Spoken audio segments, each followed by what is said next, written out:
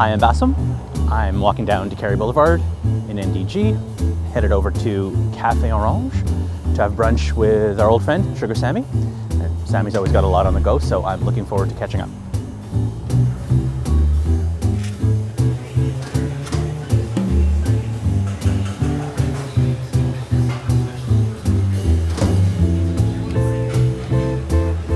Anymore. No, I live here. I live in NDG, man. I just feel like so much of what you developed your comedy out of seems so rooted in Côte d'Ivoire. It is, but I live here now. It's right 2 minutes away. Yeah, it's right. I live right next to Villa Maria Metro. So I still stay in the area. I do all my shopping in Côte d'Ivoire. I really want to just keep bringing traffic into that area that I love so much, you know? Plaza Côte d'Ivoire is a free-for-all. They have stores in there that don't even have a license, that aren't registered. It's cash only. I feel like your comedy would be the same if you weren't from Côte d'Ivoire. I feel like it's such a specific place to grow up in. I don't think I would have been the same had I not grown up in Côte d'Ivoire. I actually consider myself fortunate to have grown up there. I grew up learning about different cultures without even knowing that I was doing it. Like, you know, I have friends I play hockey with, and I knew why some of my friends couldn't play on Fridays, because it was Shabbat. And I knew when it was time for my Greek friends to go home, because you'd hear their mom yelling from 4 blocks away. Andrea! Helado! Anastasia! Helado! Like, you knew, you know, like you culturally, you knew why some people had different customs and different ways of being, and it was just natural, and it was never something you questioned, never something you looked down on, never something you said they're different than I am. You're like, everybody's different from each other, and I know, and it doesn't bother me. I was taken aback by a lot of people who were blown away by, and I don't mean to diminish what you do, but were blown away that there's this Indian Montreal dude who speaks all of these languages super well and understands the culture so deeply that he can joke about them. They were like, it's like you were like a mirage. People were like, it's a government experiment. Multiculturalism or something. Someone put this guy together and sent him here to ruin Quebec. There was a lot of that talk going on too. But there was like that sort of surprise response that this existed in our culture, that you existed in our culture. So many. I found it surprising. Yeah, and it wasn't anything that was planned. Like, it wasn't planned. It was just a natural, and that's what I love about it. I'd always come back to it. Learn our language. Thank you very much. You guys like to catch up? Thank you. I'm okay. Enjoy. Thank you. You stoked about going to France? For sure.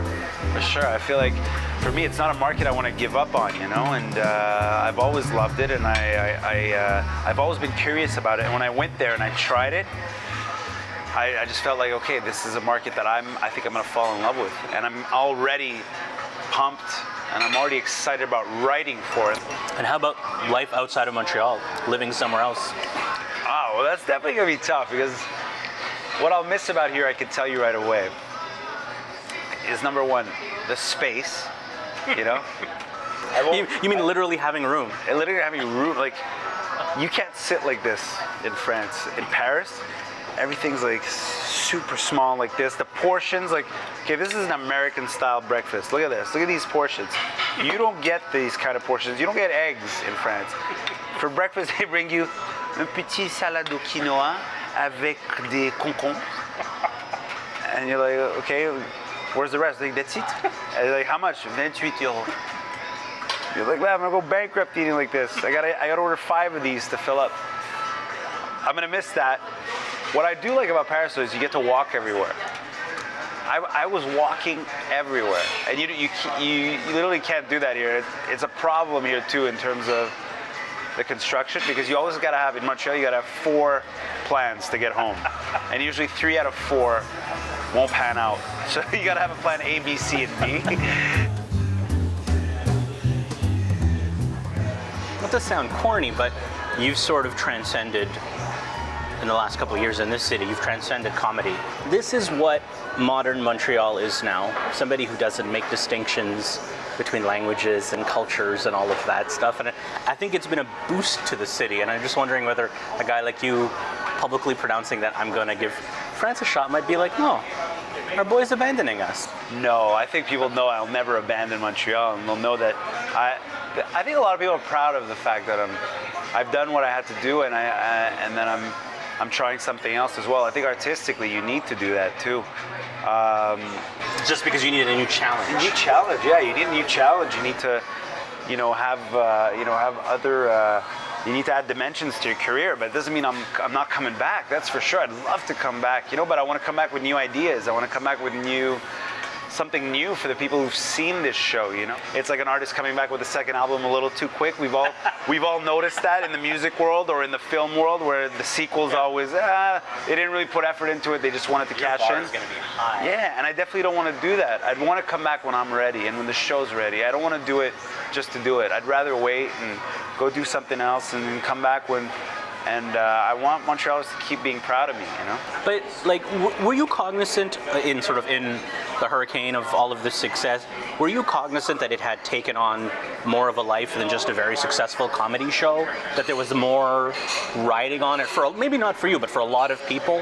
Yes and no, because I remember before the premiere, my only pressure is to make it funny, My only pressure is to make it funny. But I remember a friend calling me, a friend who was like, pretty much in the industry, and saying, that this show needs to be a success, don't you? And I'm like, what do you mean? And he's like, well, critically and commercially, this needs to work because you put yourself out there. You really put your whole career on the line right now. And I never saw it that way. I was like, man, I just want to do a show. I just want to perform. Is that all right? It seems to everybody who's sort of known you from back in the day that you really seem like the same guy.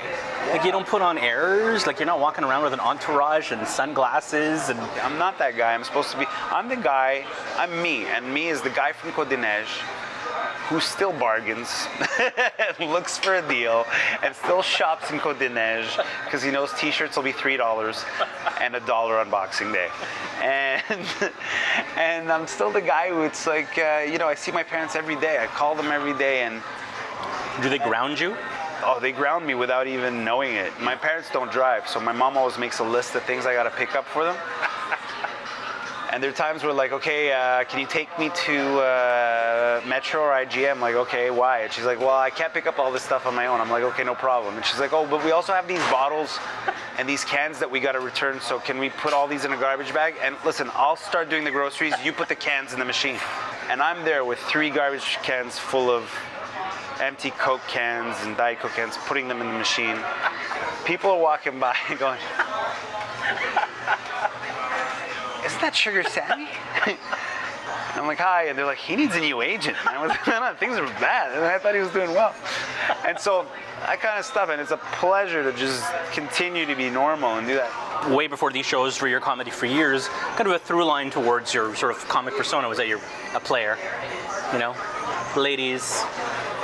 Yeah. Now, from what I hear, and I don't want to blow up your spot, but I hear that you're with a lady and have been for a while now, and but you're liking being in a relationship. I love being in a relationship. You don't miss a lot of the craziness from back in the day? Listen, I'm hitting 40. I'm going to be 40 next year.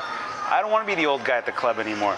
Like, that's it. For 5 years, you're the old guy in the club, Even now, like, if you're 40 and you're out past 1 a.m., you got to reevaluate your life. So life is good. Life is good. Life is fun. Life is simple. And that's how I like to keep it. My life is, I think, as simple, or not even simpler than it was before. Because I think what success affords you is the choice to keep your life simple. And I like that. Like, there's nothing I like more than taking a walk with my girlfriend and getting a bagel and coffee, and that's a great day, Thanks, man. Thanks for taking the time. No, it's really, it's nice that we're having a good time. Nice that we can just chill, Yeah, no, it's good. I love chilling. Thank you.